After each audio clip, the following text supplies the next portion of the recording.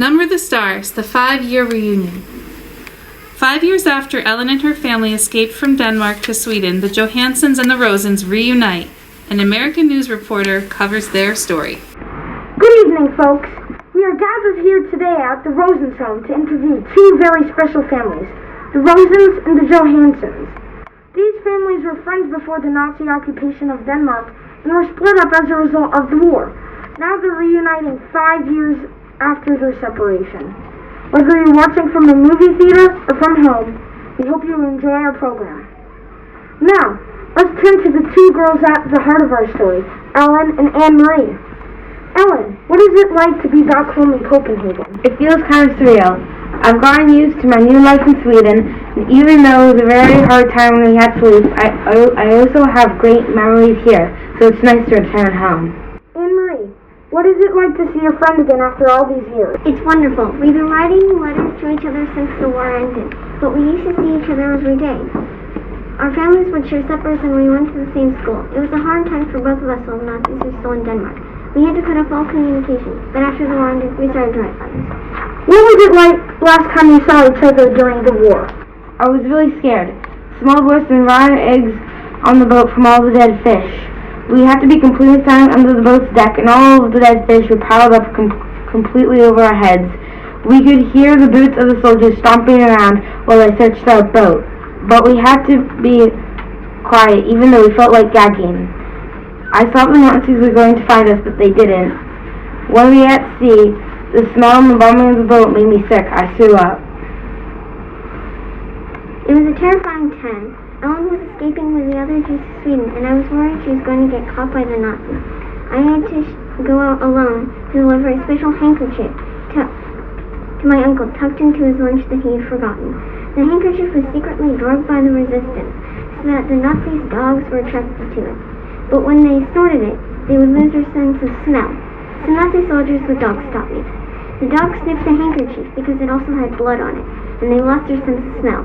It's a good thing they smelled that handkerchief, because later that Uncle Henrik had told me that the Nazi dogs sniffed around the boat Ellen was in. At the time, I didn't realize the importance of the handkerchief, and it was better that I did.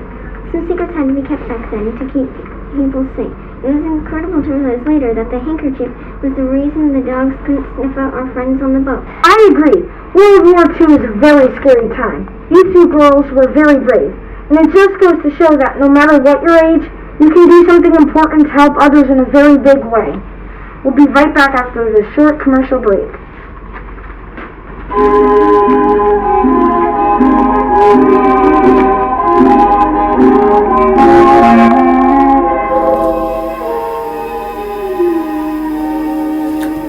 Hey you, yeah you, have you ever been walking somewhere and your shoes were just too comfortable with their memory foam and neurological technology? Well then, Jeb shoes are the shoes for you. Jeb shoes are made with Quetzal the clown skin to make sure that your shoes are as uncomfortable as possible. I mean, look how flimsy it is. We did a poll, and most people say that Jeb shoes are great because other shoes are too stiff. That's why we made our shoes slimy and flimsy. The slime cools down your feet. If you think that Jeb shoes aren't good for your standards, then you can slam your head on a car door, because Jeb shoes can fit anyone's needs. Even Harry Truman likes to wear Jeb shoes. Go to your local Silver today. Get your first pair of Jeb shoes. And if you act now, we'll throw in a second pair just for you. But wait, there's more. If you buy right now, we'll throw in a nice shoe polish just for you. Call 123 Kedzo Skins Jebzo, today. Wasn't that amazing? I would love to buy myself some Jeb shoes. Now it's time for our interview with little Kirsty. Well, not so little anymore. Am I right? Kirsty, our entire crew would love to know your perspective of the Holocaust as a 5-year-old.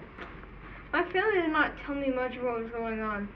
My early memories already had the German soldiers in them. They were everywhere, so it was normal for me. I was mostly upset that some of the things I was used to were disappearing, like butter, and cupcakes too. I was too little to understand. But I remember Ellen and Anne-Marie playing with me, and Anne-Marie reading me stories. What was one of your favorite stories? One night, she told me that a soldier had asked a boy who King Christian was, riding on his horse, all alone, unguarded. When he asked where all his guards were, the boy replied that all of Denmark were his guards. Now that I'm older, I think the Danish resistance were there for our Jewish friends in the same way. We were invisible to the German soldiers, but we were helping our friends. Isn't that so heartwarming? Ladies and gentlemen, now I'd like to introduce a fisherman turned hero, a real savior, Uncle Henrik! Uncle Henrik, how did it feel to be sailing a boat with all the Jews hiding aboard? Well, I had to focus really hard, and the only thing on my mind was I need to get these people to Sweden for their own well-being. Also, I was really scared because I didn't have my lunch, which had the secret packet with the handkerchief. Without that handkerchief, the Nazis' dogs would have smelled the people hiding in my boat. I was so on edge that morning, but luckily Anne-Marie pulled through and delivered the packet. She was a real hero that day. Thanks, Henrik. It's that time again. We'll be right back after this short commercial break.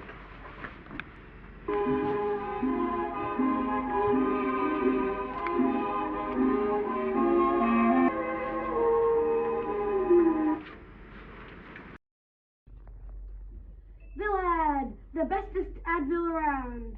Vilad will guarantee 10 minutes of pain, suffering, and satisfaction.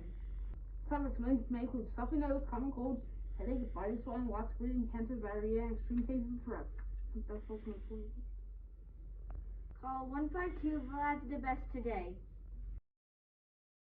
Welcome back, everyone.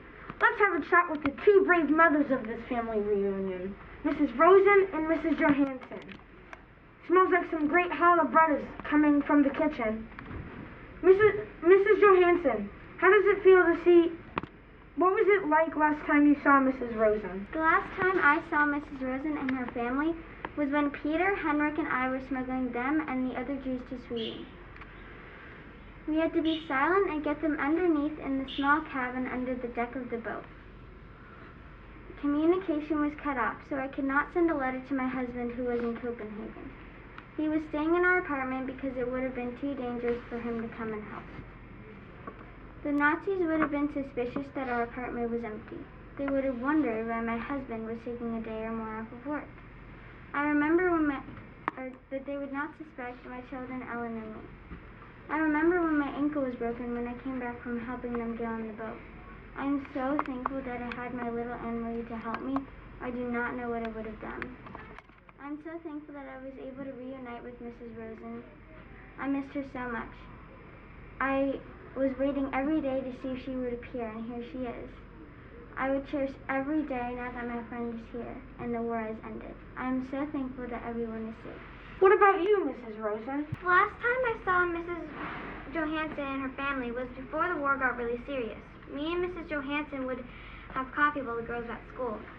But when they got so serious, Ellen went with Mrs. Johansson and Marie. I was so sad to be leaving Ellen, but I knew that it was more important to have her be safe than to be with her and have her be in danger. I knew she was safe, and that was all that mattered. For Ellen, I feel it was scary being away from family, and in a situation like that, anyone would have been scared. I agree. That certainly is a very scary situation. But you must have been so happy to have been reunited. Reunions are the best part of separation. During the whole smuggling process, it was frightening, especially when I had to leave Ellen. But when we got reunited with Ellen at the fake funeral, I was so happy to see my daughter again. To be away from her hurt so much, but when I saw her there and we hugged, I knew everything would be okay, and I had new courage to make the voyage on the boat. After being away from the Johanssons for so long, I'm so happy to be with them again. Even though Sweden started to feel comfortable and we're happy there, it's nice to be back home in Copenhagen. Thank you, Mrs. Rosen. We'll be right back after this short commercial break. Des yeux qui font baisser les miens, un rire qui se perd sous sa bouche, voilà le portrait sans retouche de l'homme auquel j'appartiens.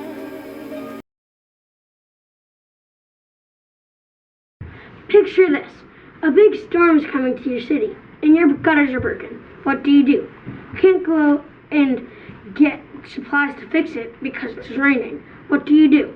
Well, we have a solution. Flex Seal Clear, the super strong waterproof spray. You see, Flex Seal Clear works like magic. Storm damage is no joke. So get your 20 gallons of Flex Seal Clear here today. And if you act now, we'll throw in 100 more gallons for the low price of $200. Remember to get your Flex Seal Clear at your local Flex Seal dealers today. And remember, if it ain't flexing, it ain't Flex Seal. Call 1-700 Flex Seal for you today. Welcome back from our commercial break, folks. Well, it's been great to listen to the stories of all these amazing people who made it through the dark times of World War II. Now, since this is Rosh Hashana, the Jewish New Year, let's end our program by wishing all who celebrate a Happy New Year. Won't you join us for a little tree of apples and honey? It's a traditional treat that means we're wishing for a sweet new year. And don't forget about the challah bread. Oh, of course. Save some for me. And don't forget about me. Don't worry, there's plenty for everyone. I'm just so glad everyone's all together. And I fixed your necklace. Thank you so much, Anne-Marie. Well, that's all, folks. Tune in next time for more interviews and stories from World War II. Until then, I'm your host, Walter McAdams. Yeux qui font baisser les miens, un rire qui se perd sur sa bouche. Voilà le portrait sans retouche de l'homme qu'elle